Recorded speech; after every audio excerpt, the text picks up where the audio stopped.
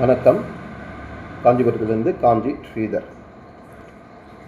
நம்முடைய அரசியல் பேசுறதுக்கும் ஆன்மீகத்தை பேசுவதற்கும் பலரோட ஜாதி, மதம், மொழி, இனம் பிரச்சனைகளை பேசுவதற்கும் பலர் இருக்கிறார்கள். ஆனால் இந்த நாட்டின் எதிர்காலத்தை வடிவமைக்கக்கூடிய, நாட்டின் எதிர்காலம் எனக்கூடிய நாட்டின் எதிர்காலத்திற்கு ஆணிவேர் என்று அப்துல் கலாம் அவர்கள் நம்பிக்கை வைத்திருந்த, குறிப்பாக இந்த பள்ளி மாணவர்களை பற்றி நாம் கவலைப்பட மாட்டேன் என்கிறோம். அது மட்டும் இல்லாமல் அவங்களோட பிரச்சனையை பேசுறதுக்கு ஆள் கிடையாது. எங்கே போனாலும் அவனை வாய் முடி ஷட் பண்ணிடுறீங்க.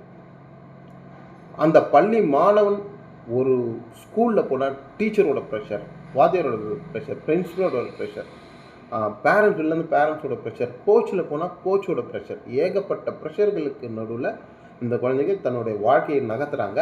இவங்க இதெல்லாம் முறையாக தான் பண்ணுறாங்களா, இதெல்லாம் முறையாக தான் நடக்குதா, பள்ளி பெற்றோர்கள் இவங்கெல்லாம் சரியாக தான் நடத்துகிறாங்களா அப்படின்றத நாம் கொஞ்சம் கூர்ந்து கவனிப்போம். அதன் அடிப்படையில் நம்முடைய குழந்தைகள் பிரச்சனை பேசுவதற்காக காஞ்சிபுரத்திலிருந்து காஞ்சி ஸ்ரீதர் நான் இருக்கிறேன். குழந்தைகளே, உங்களுடைய பிரச்சனைகள் ஏதாவது இருந்தால் அவர்கள் பெற்றோர்களே, உங்களுக்கும் இந்த பதிவு என்னுடைய எண் குறித்துக் கொள்ளுங்கள். 8825826255 இந்த எண்ணிற்கு தொடர்பு கொண்டு உங்களுடைய பிரச்சனை பேசலாம். அது மட்டும் இல்லாமல் இருக்கக்கூடிய கமெண்ட் பாக்ஸ் இருக்கு இல்லைங்களா, அதில் உங்களுடைய பிரச்சனைகளை பேசி போட்டு உங்களுடைய எண்கள்லாம் கொடுத்தா நம்ம என்ன மாதிரி பிரச்சனைகள் இருக்குது, அதை எப்படி நம்ம டீல் பண்ணிகிட்ருக்கோம், எப்படி பண்ணணுன்றதை ஆலோசனைகள் வழங்கலாம். நமக்கு பின்னே முக்கிய அதிகாரிகளும் ஒரு நல்ல அறிவும் ஆற்றலும் படைத்தவர்களும் பின்புலமாக உங்களுக்கு செயல்படுவார்கள். அதனால் உங்களுடைய குழந்தைகளுடைய பிரச்சனைகளை எங்களுக்கு எடுத்து வாருங்கள். ஒவ்வொன்றாக பார்ப்போம்.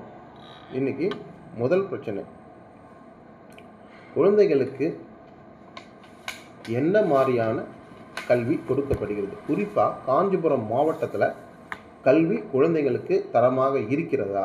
சில அரசு பள்ளிகள் நான் கேள்விப்படுறேன், ரொம்ப நல்லா சொல்கிறதா கேள்விப்பட்டிருக்கேன், நல்லா பண்ணிகிட்ருக்காங்க. எல்லா பள்ளிகளிலுமே சரியாக இருக்கிறதா? அனைத்து தனியார் பள்ளிகளிலும் குழந்தைகளோட கல்வி நிலவரம் எப்படி இருக்கிறது? உங்களுடைய மனதில் இருக்கக்கூடிய குறைநிறைகளை நமக்கு பகிருமாறு அன்புடன் கேட்டுக்கொள்கிறேன். நன்றி.